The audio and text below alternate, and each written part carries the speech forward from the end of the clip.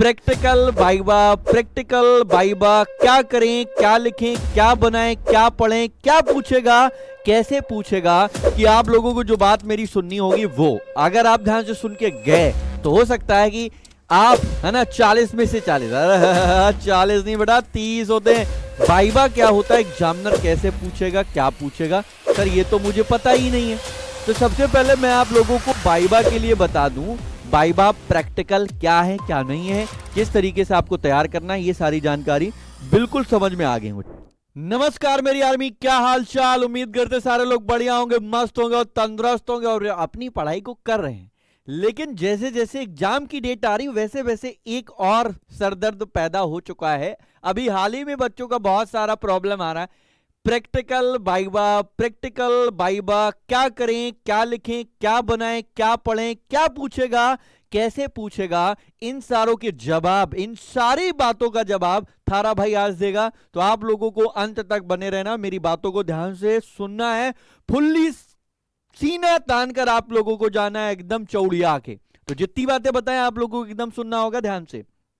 सबसे पहली बात कि आप लोगों को जो बात मेरी सुननी होगी वो अगर आप ध्यान से सुन के गए तो हो सकता है कि आप है ना 40 में से 40 40 नहीं बेटा 30 होते हैं। तो 30 में से 30 आप लोग पालोगे ना कुछ तो यही सोच रहे होंगे, अरे प्रैक्टिकल में 70 का होता, भाई साहब 30 में 30 का। मुद्दा ये है 30 कौन देता है, एग्जामिनर देता है, जो आता है वो देता है। कौन देता है मेरा भाई, आप सारे बच्चों को पता होना चाहिए कि 15 इंटरनल होते हैं और 15 एक्सटर्नल होते हैं। मतलब एग्जामिनर के साइड से 15 दिए जाते हैं, 15 हमारे स्कूल से दिए जाते हैं, ठीक है ना भाई साहब।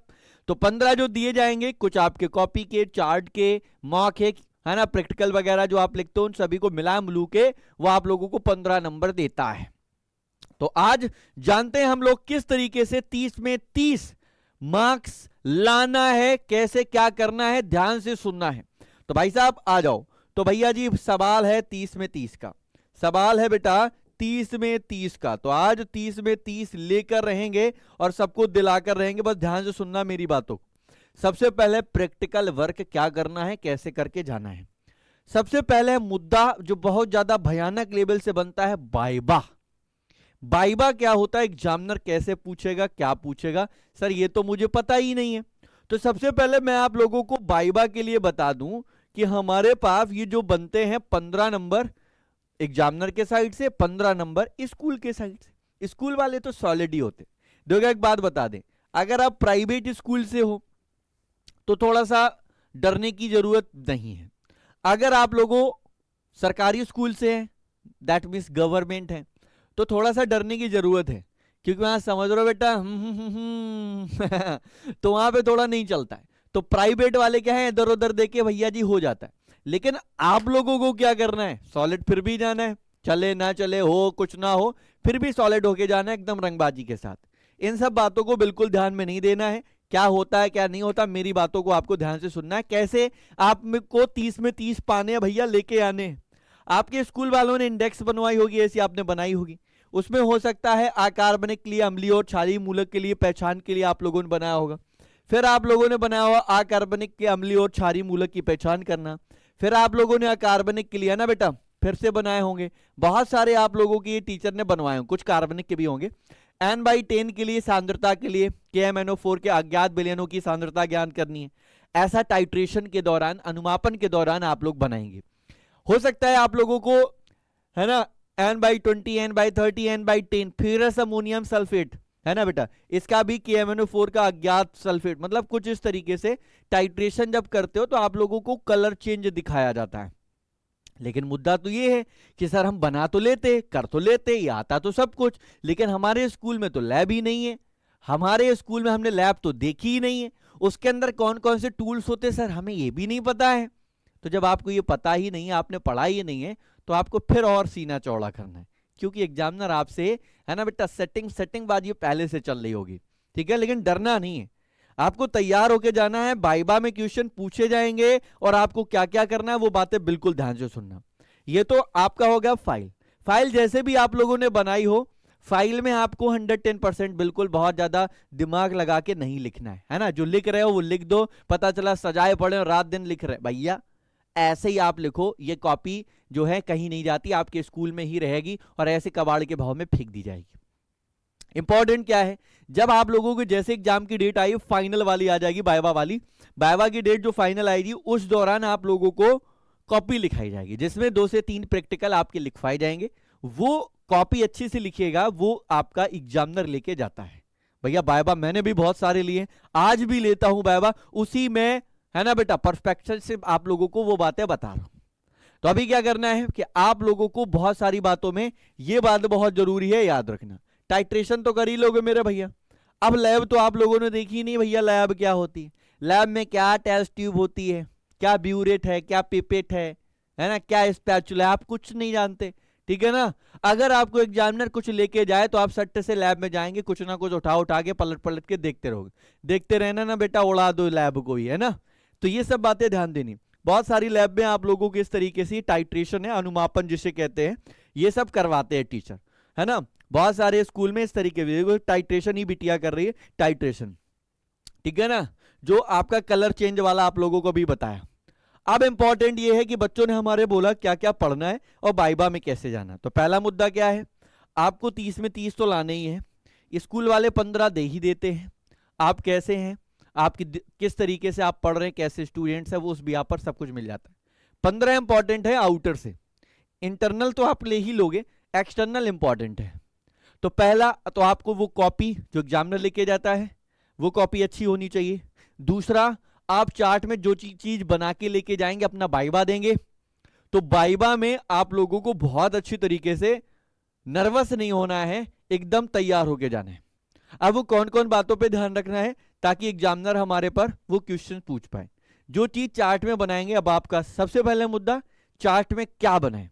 तो जैसे चार्ट में आप परासरण दाब होता है उसको बना लो, विक्रम परासरण है, मानक हाइड्रोजन इलेक्ट्रोड है, डेनियल सेल है, यहां पर हमने स्थितिज ऊर्जा के मध्य आरेख बनवाया था, chloroform, formic acid, ethyl alcohol, acetic acid, chlorobenzene, ये सारे वो टॉपिक्स है जिसमें फिगर मेंशंस हैं।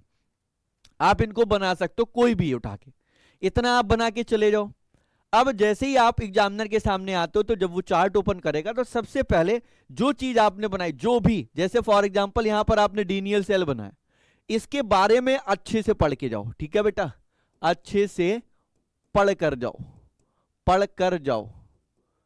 या आप लोग, है ना बेटा, या आप लोग कोई भी सेल बना रहे, शुष्क सेल, ड्राई, जो भी आप लोग बना रहे, लैक्लान से द्वितीयक प्राथमिक जो भी बना रहे, बैटरी बेटा, उनको बनाकर लेके जाओ, लेकिन वो सॉलिड उनके बारे में पढ़कर जाओ। मतलब जो चीज आप, जैसे पता चला कि आप कुछ भी बना के गए, जैसे मान लेते ये बच्चा बहुत बनाता है CHCl3, सबसे पहले एग्जामिनर पूछता है, चार्ट ओपन होती, क्या बनाया है, क्योंकि आप लोग बहुत ही कलाकार हो, है ना, आप इधर उधर से अपने दोस्तों से बनवा लेते हो, खुद नहीं बनाते हो। तो पहली बात तो ये आपको खुद बनाना चाहिए। एक चार्ट है यार, पूरे साल कुछ नहीं किया, एक तो चार्ट बना ही सकते हो। अगर आप एक चार्ट बना रहे हैं तो सबसे पहले आप क्लोरोफॉर्म की विधि पता होनी चाहिए। अगर क्लोरोफॉर्म हमने पढ़ा है तो क्लोरोफॉर्म के बारे में सब पता होना चाहिए।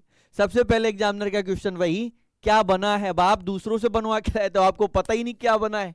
अब आप चार्ट को देख रहे हो, क्या बना, क्लोरोफॉर्म है क्या, तो बोले क्लोरोफॉर्म, बताओ IUPAC नाम क्या होता है, सिट्टी पिट्टी गोल। तो आपसे बहुत ज्यादा क्वेश्चन नहीं करता है, क्योंकि ढेर सारे बच्चे होते हैं, उसको एक स्कूल नहीं कई सारे स्कूल कवर करने होते। इनका टारगेट है कि अपना एक एक दिन में 2-2, 3-3, 4-4 स्कूल को कवर करना है, और दूर से आते हैं। तो सिंपलेस्ट है कि आपको क्या करना है, सॉलिड क्वेश्चन जाना है, जो चार्ट में बना है उतना सॉलिड करके जाओ।